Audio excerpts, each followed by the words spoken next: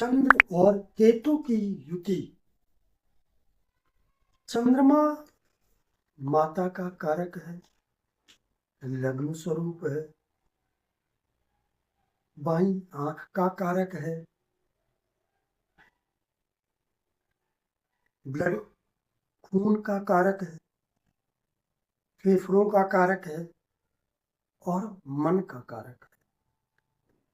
जबकि केतु विरक्ति, त्याग, उदासीनता का कारक है।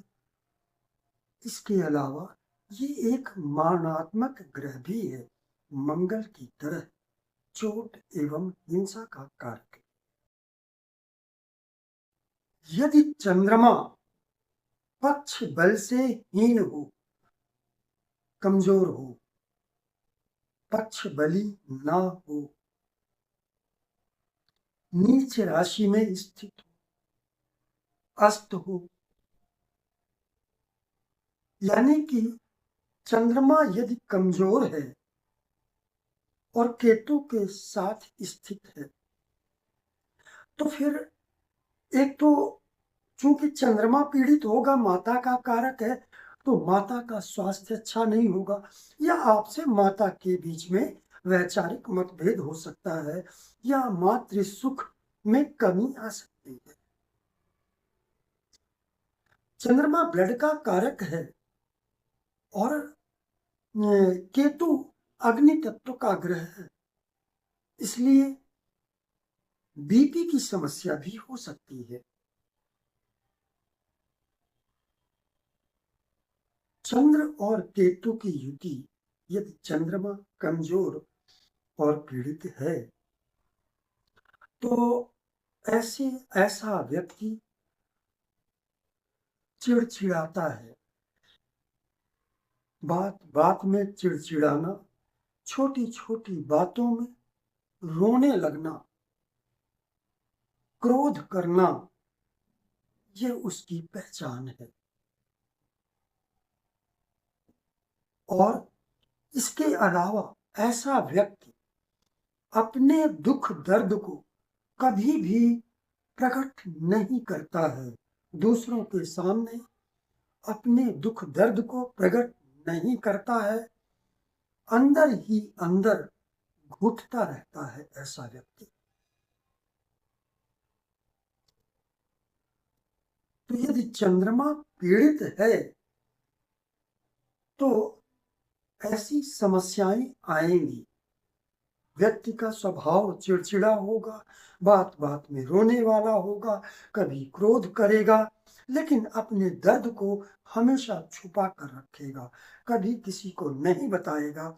और यही कारण है कि जब किसी को अपना दर्द नहीं बताएगा तो लंबे समय तक, और ऐसा चंद्रमा यदि कहीं केतु के साथ है, छठे अथवा आठवें भाव में स्थित हो, तो ऐसे व्यक्ति के मन में आत्महत्या के विचार भी आते हैं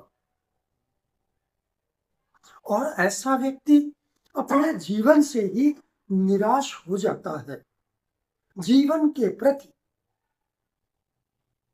त्याग, वैराग्य, विरक्ति की भावना उत्पन्न होती है।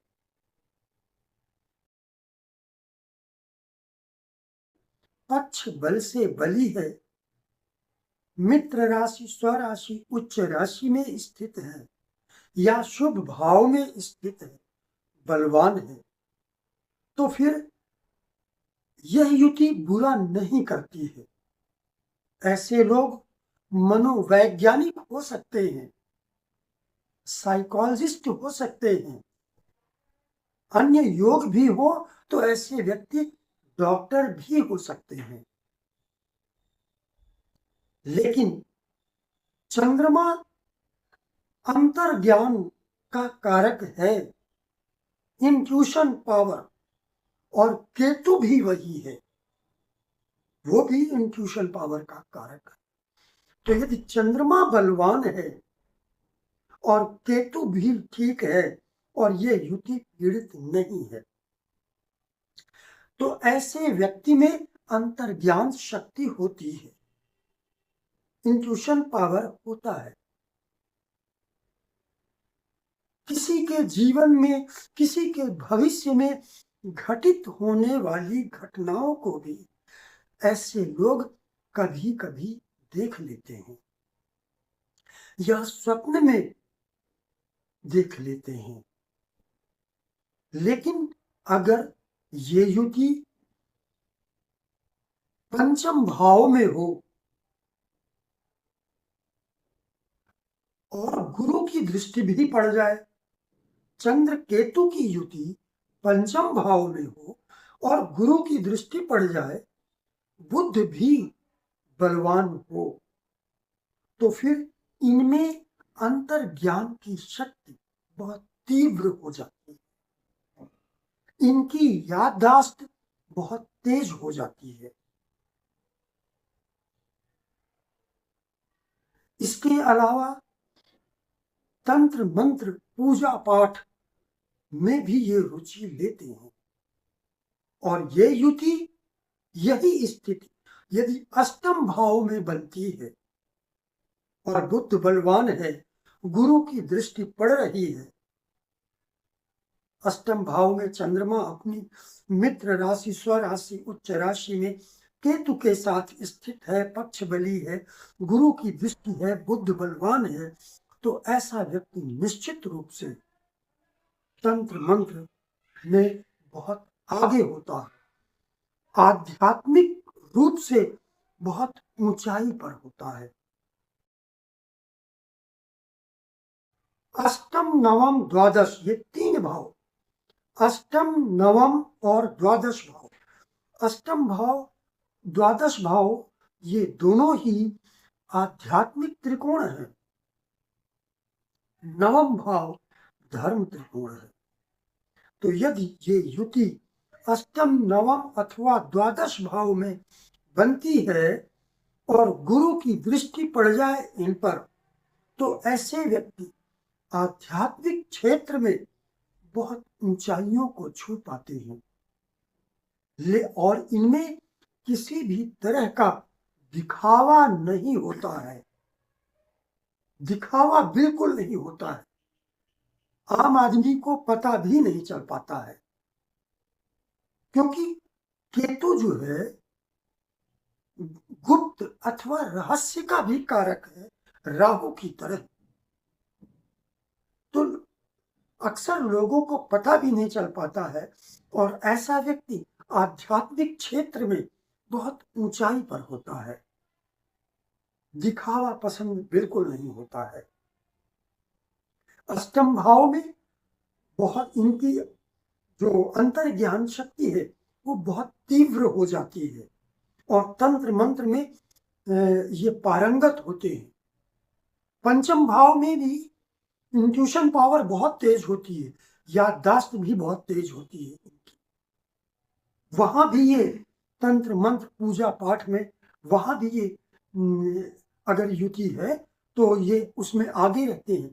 लेकिन अष्टम भाव विशेष है तंत्र मंत्र के लिए और इंट्यूशन पावर के लिए, क्योंकि अष्टम भाव भी इन्हीं बातों का कारक है। तो चंद्र केतु की युति हमेशा बुरी नहीं होती है।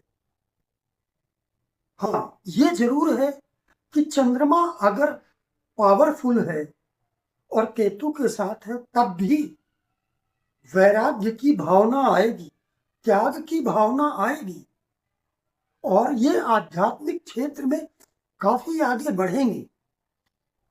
अगर चंद्रमा कमजोर है, केतु के साथ स्थित है, तब भी विरक्ति और त्याग की भावना आएगी, लेकिन वहां पर निराशा की भावना ज्यादा होगी, जीवन से निराश होंगे, लोगों से निराश होंगे,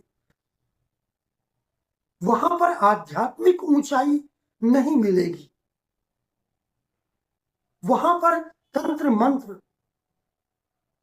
ये सब चीजें अच्छी सकारात्मक रूप में नहीं मिल सकेंगी, बस निराशावादी विचार होंगे ऐसे व्यक्ति के, चिड़चिड़ाएगा, बात बात में रोएगा, कभी कभी क्रोध भी करेगा।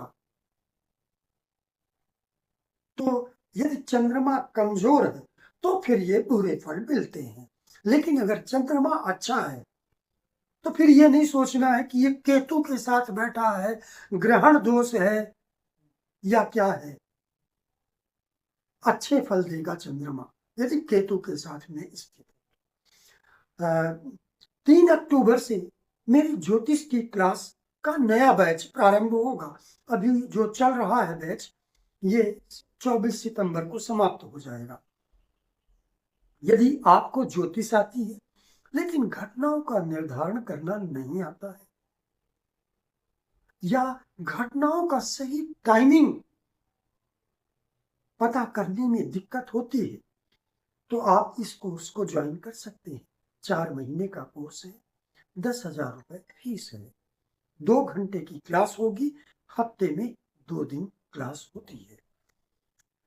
और यदि ये वीडियो अच्छा लगता है तो मेरे चैनल को सब्सक्राइब करें, लाइक करें और शेयर करें। आप सभी को नमस्कार।